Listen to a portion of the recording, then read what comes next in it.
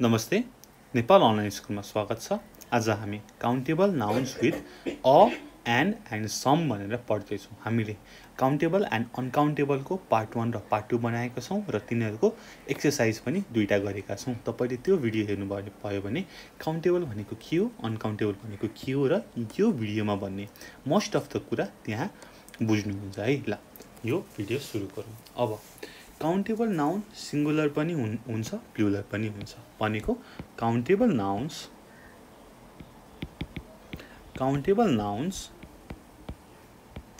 can be singular or plural। जस्तै अब एक्जाम्पलमा a dog, a child, the evening, this party। अब यसको ठ्याक्कै प्लुरलमा dogs, some children, the evenings, these parties है। अब हामीले अ र एन कुन बेला लाउँछौं त, जब सिंगुलर काउन्टेबल नाउन आउँछ।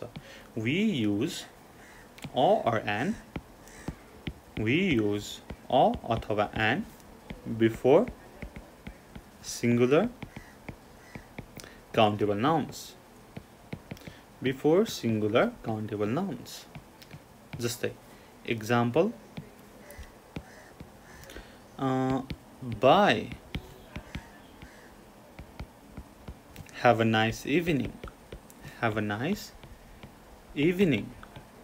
ठीक छ, यहाँनेरि हामीले अ लगायौं। यस्तै गरी do you need, अब एन को कुरा गरौँ, do you need an umbrella। ठीक छ, यहाँनेरि हामीले माथि त अ नाइस इभिनिङ गर्यो, तल do you need an umbrella हैन, अम्ब्रेला सँग अब अम्ब्रेला भनेको सिंगुलर काउन्टेबल नाउन भयो, योसँग एन को युज गर्यो। अब हामीले अ अथवा एन बिना के युज गर्न सक्दैनौं त, हामीले सिंगुलर काउन्टेबल नाउन युज गर्न सक्दैनौं। अ अथवा एन बिना मात्रै हैन, अरु नि छ। जस्तै अ, एन, द, माई यस्तोसँग बिना चाहिँ हामीले सिंगुलर काउन्टेबल नाउन युज गर्न सक्दैनौं। जस्तै एक्जाम्पलबाटै हेरौँ, she never wears a hat। अब तपाईले यसलाई she never wear a hat, she never wears a hat छैन। अब यसमा she never wears hat मात्र लेख्न मिल्दैन। यस्तै गरी be careful of the dog, of the dog। ठीक छ, अब यस्तै गरी अर्को दुईटा म लेख्छु छोटो छोटो। what a beautiful day, what a beautiful day। अब यसलाई तपाईले what beautiful day मात्र लेख्न मिल्दैन। यस्तै गरी last one, did you hurt your legs, your leg। ठीक छ, did you hurt your leg है। यसमा अब काउन्टेबल के हो त, डग, डग तल माथि ह्याट, डे अनि लेग। ठीक छ, अब हामीले प्लुरलमा चाहिँ यो अ र एन लगाउँदैनौं। ठीक छ, प्लुरल काउन्टेबल नाउनमा अ र एन लगाउँदैनौं। यसको कुरा हामी एकछिनमा गर्छौं। अब फेरि हामी अ र एन सिंगुलर काउन्टेबल नाउनमै फिर्ता आउँ। अब हामीले जब सिंगुलर काउन्टेबल नाउनमा अ अथवा एन अथवा अरु कुराहरु लगाउँछौं, तब यसले के चाहिँ भन्छ त भन्दाखेरि it says what kind of thing something is, what kind of thing something is। यो कुरा बुझ्नुपर्छ। what kind of thing something is अथवा what WHET लेखेको WHT मात्र लेखिन्छ, यो पेन नै आजकल नलेख्ने भएर ल ठिकै छ। what kind of person somebody is है त, मान्छेको क्यारेक्टर र कस्तो वस्तु हो त भन्ने कुरा अ र एन लगाएपछि हामीले थाहा पाउँछौं। ठीक छ, जस्तो एक्जाम्पल हेरौँ न। एक्जाम्पल नहेरी हाम्रो कुरै मिल्दैन। Okay, that's a nice table। हो, त्यो टेबल कस्तो छ त, that's a nice table। यो अले के बुझायो, what kind of thing something is, कस्तो त भन्दाखेरि नाइस। तर अब मैले अघि के भनेको थिए त, प्लुरलमा हामी अ अथवा एन लगाउँदैनौं, हामीले नाउन मात्र लेख्छौं। त्यो कुरा पनि लेखौँ न हैन in the plural we use the noun alone हामीले अरु केही पनि लेख्दैनौं जस्तै यसको पनि एक्जाम्पल हेरौं those are nice chairs ठीक छ those are nice chairs यति भयो पुग्यो अब हामी थोरै सिंगुलर र प्लुरल को कम्पेरिजन गरौँ मैले यसरी ताने यतापटि सिंगुलर गरौँ यतापटि प्लुरल गरौँ यो सबै काउन्टेबल नाउन को है अनकाउन्टेबल को मैले कुरा गरेको छ अब सिंगुलर मा लेखे मैले a dog is an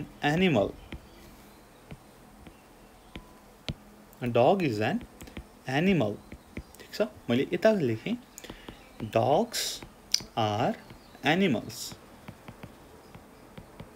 अब यतापटि अब काउन्टेबल के छ त एनिमल छ एनिमल को अगाडि एन आयो तर प्लुरल भएपछि एनिमल्स को अगाडि के छ त डग्स आर एन एनिमल्स हुन्छ त हुँदैन बुझ्नु भयो तपाईले सिंगुलर काउन्टेबल नाउनमा मात्रै अर एन प्रयोग गर्नुहुन्छ प्लुरलमा गर्नुहुन्न यस्तै गरी अरु कुरा गरौँ I am an optimist यतापटि we are optimists ल यतापटि एन आयो अप्टिमिस्ट सँग यतापटि प्लुरल भएर आएन अर्को दुई तीनटा पनि गरिहालौं My father is a doctor she is a nurse भयो त्यसपछि प्लुरल मा हेरौं My parents are both doctors अब यतापटि doctor count singular countable noun आयो यतापटि डक्टर्स प्लुरल भयो केही पनि आएन we could ल यो कता पुग्यो है आजकल क्र्याश भएर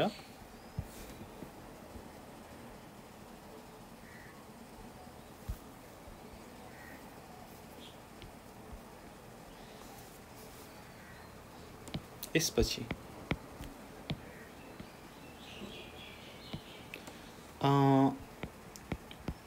what a lovely dress ठीक छ ड्रेस सिंगुलर भयो त्यसपछि आयो अब यतापटि हेरौँ त के छ what awful shoes ठीक छ shoes भनेको के हो त प्लुरल हो त्यही भएर केही पनि हैन ओके अब हामीले अब somebody has a long nose a nice face अनि blue eyes long nails यस्तो छ यसको कुरा गरौँ है त अब यसमा पनि सिंगुलर र प्लुरल आउँछ अनि अ र एन को कुरा आउँछ we say that somebody has a long nose यस्तै गरी nice face यो चाहिँ सिंगुलर अब यसपछि अ र एन आउँदैन केमा ब्लू आइज किनकि आइज भनेको प्लुरल हो यस्तै गरी लङ फिंगर्स ठीक छ यसै कुरा अब हामी एक्जाम्पल हेरौँ है तपाईले बुझिहाल्नुहुन्छ मैले भन्न खोजेको के जस्तै Ram has a long nose ठीक छ a long nose अथवा Ram has the long nose यस्तो केही हुँदैन Ram has a long nose सँग अ आयो अब यसपछि अब प्लुरल को कुरा हेरौँ प्लुरलमा Ram has blue eyes simple Ram has blue eyes अब यसमा अब अ एन्ड द केही पनि लाग्दैन simply Ram has blue eyes अब हामीले अब कसैको प्रोफेसन कसैको जब भन्नु पर्यो भनेदेखि हामीले माथि भनेका छौं my father is a doctor भनेर हो यसरी चाहिँ भन्नु पर्यो भनेदेखि अ अथवा एन प्रयोग गर्छौं मैले त्यही कुरा लेखे यहाँनेरि we use a or an when we say what somebody's job is जस्तो एक्जाम्पलमा सीताको कुरा गरौँ सीता के हो त नर्स हो सीता is a nurse यस्तै गरी would you like to be an English teacher? Would you like to be an English teacher? भनेको छ ठीक छ यहाँनेरि सीता इज अ नर्स ठीक छ सीता इज नर्स मात्रै हुँदैन तल would you like to be an English teacher अब इङ्ग्लिससँग एन आउने भयो सो इङ्ग्लिस टिचर भनेको काउन्टेबल छ त्यही भएर एन आयो ठीक छ अब हामीले सिङ्गुलरको त धेरै कुरा गर्यौँ अ र एन आउँछ भनेर अब हामीले प्लुरल काउन्टेबल नाउनलाई चाहिँ एक्लै छोडिदिने त हामी त्यस्तो भेदभाव गर्ने मान्छे हो त होइन नि हामी सबैलाई समान रूपमा गर्छौँ हामीले सिङ्गुलरमा त अ र एन आउँछ प्लुरलमा अ र एन लेख्न मिल्दैन भन्ने कुरा गर्यौँ अब प्लुरलमा के चाहिँ लेख्ने त प्लुरललाई चाहिँ एक्लै छाडिदिने भन्न मिलेन सो हामी के भन्छौँ भन्दाखेरि we can use some with plural countable noun plural countable nouns के त we can use some with plural countable nouns अब यो सम पनि दुईटा वेमा गर्न सकिन्छ in two ways भनेको डिफ्रेन्ट मिनिङ आउँछ भन्नुपछि अब फर्स्टको हेरौँ है त वनमा फर्स्टको समले के भनेर जनाउँछ त भन्दाखेरि a number of अथवा a few of अथवा appear अथवा appear of something हैन हो अब एक्जाम्पल नै हेरौँ यो फर्स्टको समको I have seen some good movies recently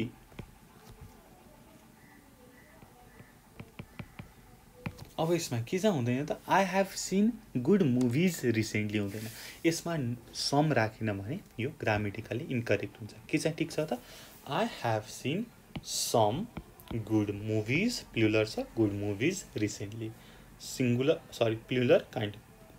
plural countable noun यस्तै गरी सम फ्रेन्ड्स अफ माइन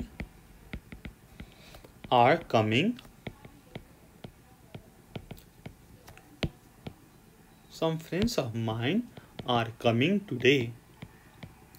ठीक छ some friends है प्लुरल काउन्टेबल नाउनलाई some अब एउटा लास्ट लेखौँ I need some new sunglasses भनेको मतलब I need a pair of sunglasses भनेर भनेको मिनिङ हो है अब हामीले यही कुरालाई चाहिँ विथआउट सम पनि लेख्न मिल्छ जस्तै विथआउट सम र विथ सम अब कसरी त भन्ने कुरा म एक्जाम्पलबाट दिन्छु आई निड न्यू क्लोथ्स अथवा तपाईँले के पनि भन्न सक्नुहुन्छ त I need some new clothes यस्तै गरी the room was empty apart from a table and chairs लेख्न सक्नुहुन्छ एक्चुअली मैले पढेँ द रुम वाज एम्प्टी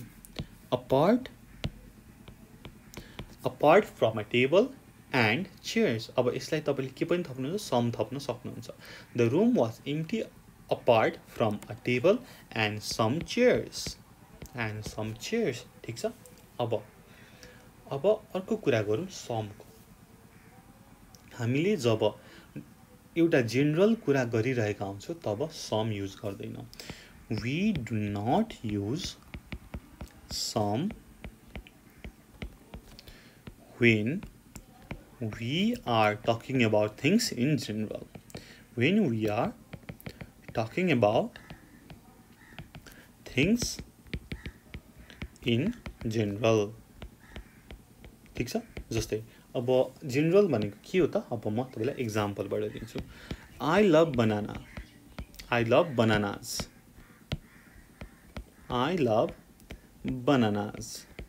ठीक छ हो मलाई बनानाहरू मन पर्छ भनेको मलाई कलेक्टिभली इन जेनरल बनाना मन पर्छ ठीक छ अब नेक्स्ट वान